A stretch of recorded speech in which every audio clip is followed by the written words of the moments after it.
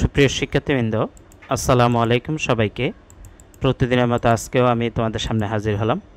আজকে তোমাদের জন্য সার্ভিস কস্টিং বা অপারেশন কস্টিং যে চ্যাপ্টারটা আছে সেখান থেকে সাজেশন 19টা সলভ করার আগে আমরা দেখব আজকের এই ক্লাসটি যাদের জন্য, তোমরা যারা MBA ফাইনাল আছে অ্যাডভান্স কস্ট অ্যাকাউন্টিং সাবজেক্টের চ্যাপ্টার 5-এ, BBA অনার্স থার্ড ইয়ারে কস্ট অ্যাকাউন্টিং সাবজেক্টের চ্যাপ্টার 10-এ, BBS ফার্স্ট কোর্স থার্ড ইয়ারে কস্ট অ্যাকাউন্টিং সাবজেক্টে চ্যাপ্টার 8-এ এই সার্ভিস কস্টিং বা অপারেশন কস্টিং চ্যাপ্টারটা খুবই ইম্পর্টেন্ট। আজকে সাজেশন সলভ করার আগে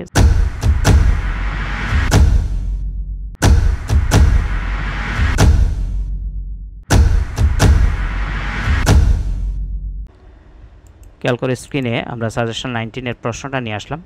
এ transport company owns a fleet of 20 truck is costing taka 6 lakh. একটি ট্রান্সপোর্ট কোম্পানি 20টা ট্রাক আছে, প্রত্যেকটার কস্টিং হলো বা ক্রয় মূল্য হলো 6 লক্ষ টাকা। The company has employed one manager to whom it pays টাকা 9,000 per month and an accountant who gets টাকা 5,000 পার মান্থ। অর্থাৎ ওই কোম্পানির একজন ম্যানেজার আছে যাকে প্রতি মাসে 9,000 টাকা পেমেন্ট করতে হয়, এবং একজন অ্যাকাউন্টেন্ট আছে যাকে প্রতি মাসে 5,000 টাকা পেমেন্ট করতে হয়। দ্য কোম্পানি হ্যাজ গট ই truck insured at the rate of 2% per annum one on cost of truck. অর্থাৎ কোম্পানির প্রতিটা ট্রাকের উপরে 2% হারে ইন্স্যুরেন্স দিতে হয় প্রতি বছরে ক্রয় মূল্যের উপর। প্রতিটা ট্রাকের যে কস্ট প্রাইস তার উপরে পার অ্যানাম মানে প্রতি বছর 2% বিমা পরিশোধ করতে হয়। The annual total tax is টাকা 12,000 পার ট্রাক। তাদের বার্ষিক মোট ট্যাক্সের পরিমাণ হলো প্রতি ট্রাকে 12,000 টাকা। The other expenses are as follows. অন্যান্য খরচগুলো নিচে দেওয়া হলো। ড্রাইভার স্যালারি টাকা 2,000 পার মান্থ পার ট্রাক। তার প্রতি মাসে ড্রাইভারের স্যালারি প্রতিটা ট্রাকের জন্য 2,000 টাকা। ক্লিনার স্যালারি টাকা 800 পার মান্থ পার ট্রাক। মেকানিক স্যালারি টাকা 6,000 পার মান্থ। এখানে খেয়াল করো এই দুইটা খরচের সাথে পার ট্রাক আছে, বাট মেকানিক স্যালারির সাথে কিন্তু পার ট্রাক নাই। পিয়ন স্যালারি টাকা 2,000 পার মান্থ, এখানেও পার ট্রাকে বলা নাই। রিপেয়ার্স অ্যান্ড মেনটেনেন্স ইজ টাকা 12,000 পার ইয়ার পার ট্রাক। প্রতি বছরে প্রতিটা ট্রাকের জন্য রিপেয়ার এবং মেনটেনেন্স বাবদ 12,000 টাকা খরচ হয়। ডিজেল কনজামশন 3 km মানে 3 কিলোমিটার পার লিটার এর টাকা 9 পার লিটার। অর্থাৎ প্রতি লিটার ডিজেল ব্যবহার করে 3 কিলোমিটার যাওয়া যায়, এবং 1 লিটার পেট্রোলের দাম হলো 9 টাকা, অর্থাৎ 9 টাকা দিয়ে 3 কিলোমিটার যাওয়া যায়। The estimated life of the truck is 5 years. প্রতিটা ট্রাকের আয়ুষ্কাল হলো 5 বছর। আদার ইনফরমেশন অন্যান্য তথ্যের মধ্যে distance travel by each truck per day 200 kilometres. প্রতিদিন ট্রাকটি 200 কিলোমিটার যাতায়াত করে। নর্মাল লোডিং ক্যাপাসিটি 10 টনস, তাদের স্বাভাবিক লোডিং ক্যাপাসিটি হলো 10 ton. Percentage of truck laid up for repairs 5%, অর্থাৎ তাদের মেরামতের জন্য 5% সময় নষ্ট হয়। ওয়েস্টেজ ইন লোডিং ক্যাপাসিটি 10%, এবং তাদের লোডিংয়ের জন্য 10% নষ্ট হয়। Effective days in a month 25, অর্থাৎ তাদের কার্যকরী দিবস হলো মাসে 25 দিন, অর্থাৎ ট্রাকটি মাসে 25 দিন চলাচল করে। ক্যালকুলেট করতে বলছে কস্ট পার টন কিলোমিটার। 2 নম্বরে বলছে cost per running kilometre a truck. 3 নম্বরে বলছে if the hire charge per ton kilometre is টাকা 1.50, find out the profit in year of operation. অর্থাৎ যদি প্রতি টন কিলোমিটারে 1 টাকা 50 পয়সা তারা ভাড়া চার্জ করে, তাহলে তাদের প্রতিটা ট্রাকের জন্য ফাইন্ড আউট করতে হবে প্রফিট 1 বছরের তাদের অপারেশন বাবদ, বা ট্রাকের যে অপারেশন সেখানে অপারেশন বাবদ 1 বছরের প্রফিট কত হবে সেটা ফাইন্ড আউট করতে বলছে। তো আমরা এখানে 3টা requirement, cost per ton kilometre, cost per running kilometre a truck, আরেকটা হলো ফাইন্ড আউট দ্য প্রফিট, 1 বছরের প্রফিট বের করা।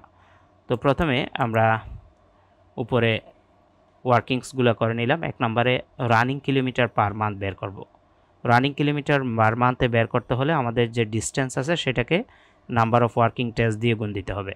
তাহলে আমরা যদি প্রশ্নের দিকে তাকাই, দেখো distance travel by each truck, প্রতিটা ট্রাক পার ডেতে 200 কিলোমিটার যাতায়াত করে, এবং তাদের effective days in a month, 1 মাসের ইফেক্টিভ ডেজ হলো 25 দিন। তার মানে আমরা যদি 200কে 25 দিয়ে গুণ করি 5000, এটা হবে running kilometre per month. 2 number effective kilometre per month. আমরা ইফেক্টিভ কিলোমিটার পার মান্থ কীভাবে পাবো? এই যে রানিং কিলোমিটার পার মান্থ বের করছি, অর্থাৎ 5000, তার মানে 200 গুণ 25, সেটার 95%। এই যে 5% রিপেয়ার্সের জন্য আমাদের যায়, আমরা যদি একটু খেয়াল করি যে percentage of truck laid up for repairs 5%, তাহলে 5% যদি রিপেয়ার্সের জন্য সময় নষ্ট হয়, আর 95% হলো ইফেক্টিভ কিলোমিটার পার মান্থ। তো সেজন্য রানিং কিলোমিটার পার মান্থকে 95% দিয়ে গুণ করলে 4750 কিলোমিটার হবে ইফেক্টিভ কিলোমিটার পার মান্থ। এরপরে আমরা 3 নম্বরে টন কিলোমিটার পার মান্থ বের করব। সেটা হলো আমাদের যে ইফেক্টিভ কিলোমিটার পার মান্থ আসছে, খেয়াল করো, সেটা হলো 200 গুণ 25 গুণ 95%, অর্থাৎ 4750। তো টন কিলোমিটারে সেই ইফেক্টিভ কিলোমিটার পার মান্থের সাথে আমাদের প্রশ্নের ভিতরে দেওয়া আছে যে নর্মাল লোডিং ক্যাপাসিটি 10 টনস, এই নর্মাল লোডিং ক্যাপাসিটি দিয়ে গুণ দিতে হবে।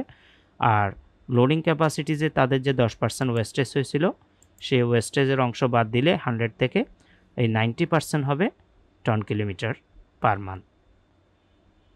তাহলে আমরা effective running kilometre per month 4750, অর্থাৎ 200 গুণ 25 গুণ 95%, যেটা 4750, সেটাকে লোডিং ক্যাপাসিটি 10 কিলোমিটার দিয়ে গুণ করে আবার 90% দিয়ে যদি আমরা পার্সেন্টেজ করে নিই, 42750 টন কিলোমিটার বের হবে।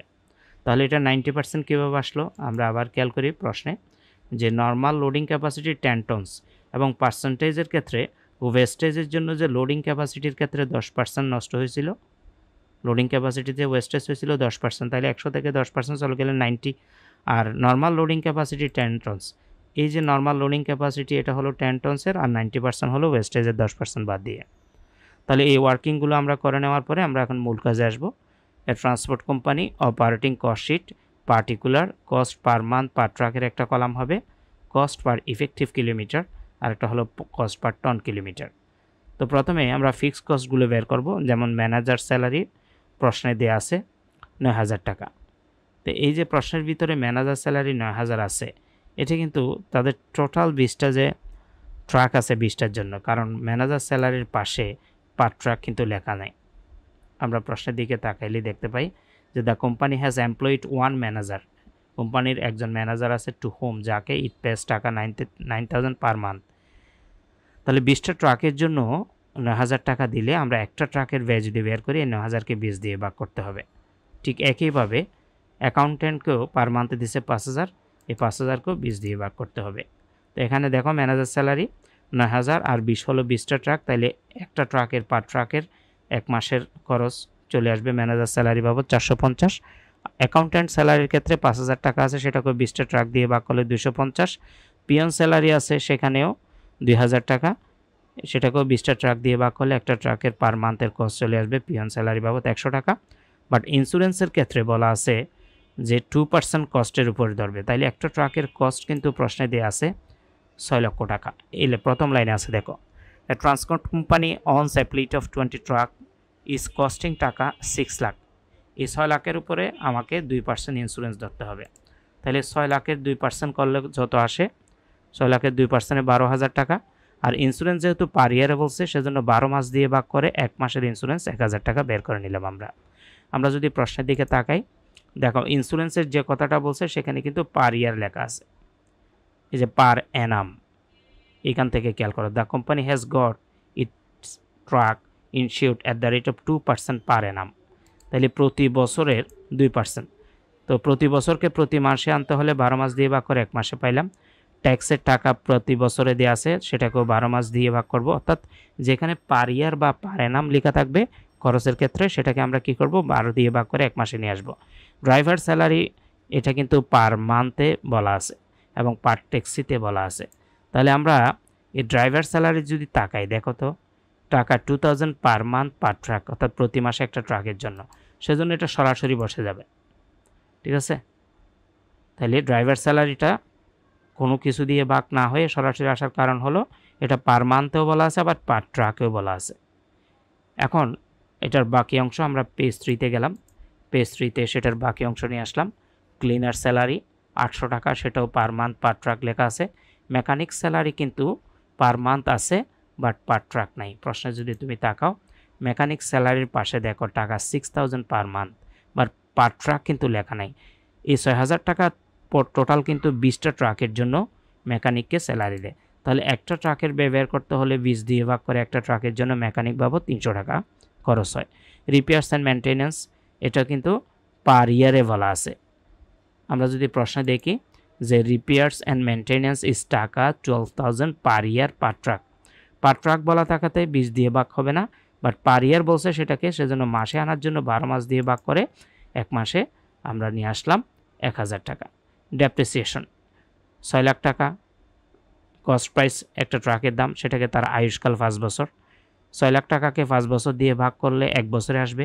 1 বছরের আবার অবশ্যইকে মাসে আনতে হলে এই 12 দিয়ে ভাগ করে এক মাসে 10,000 টাকা চলে আসবে। আমরা যদি খেয়াল করি, এই যে দেখো আমাদের ট্রাকটির দাম হলো 6 লাখ টাকা এবং আয়ুষ্কাল দেওয়া আছে, এস্টিমেটেড লাইফ দেওয়া আছে 5 বছর। তো আয়ুষ্কাল বছরে দেওয়া থাকলে সেটা ফিক্সডে ধরবা, 6 লাখ টাকাকে 5 বছর দিয়ে ভাগ করে 1 বছরের অবশ্যই বের হবে, আবার সেটাকে যখন 12 দিয়ে ভাগ করবা 1 মাসের অবশ্যই।